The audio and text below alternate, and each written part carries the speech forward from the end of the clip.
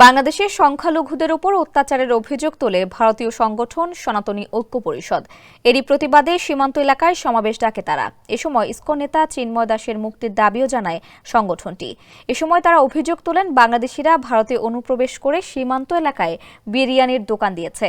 সমাবেশে বাংলাদেশি বিরিয়ানি বয়কটের ডাক দেন নেতারা। সোমবার পেট্রাপোল সীমান্তে এই প্রতিবাদ সভার আয়োজন করে সনাতনী ঐক্য পরিষদ। তবে সভা শেষে অংশগ্রহণকারীদের দেওয়া হয় বিরিয়ানির প্যাকেট। জানা গেছে 10,000 প্যাকেট বিরিয়ানি বিতরণ করা হয়েছে সেখানে। জানিয়ে গুরুতর প্রশ্ন তুলেছেন তৃণমূল কংগ্রেস ও বিজেপি নেতারা।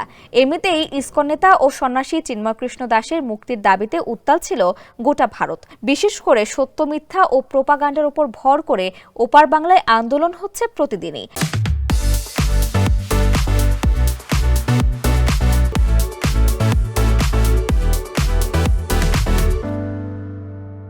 এরই ধারাবাহিকতায় ভারতে থাকা বাংলাদেশিদের দোকানে তৈরি হওয়া বিরিয়ানি বয়কটের ডাক দিতে বিশাল প্রতিবাদ সভার আয়োজন করে সনাতনী ঐক্য পরিষদ। কিন্তু বড় ধরনের সভা করতে পারলেও অনুষ্ঠান শেষে বিরিয়ানি বিতরণ নিয়ে তীব্র কটাক্ষের মুখে পড়ে তারা। জানা গেছে, সনাতনী ঐক্য পরিষদের আড়ালে এ সভাটি পরিচালনা করে কেন্দ্রীয় শাসক গোষ্ঠী বিজেপি।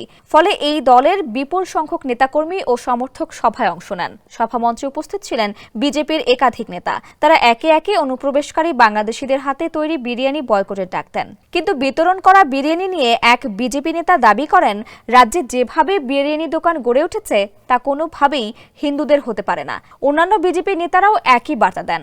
হুমকি দেন, হিন্দুদের উপর অত্যাচার বন্ধ না হলে দুই দেশের মধ্যে বাণিজ্য বন্ধ করে দেওয়া হবে।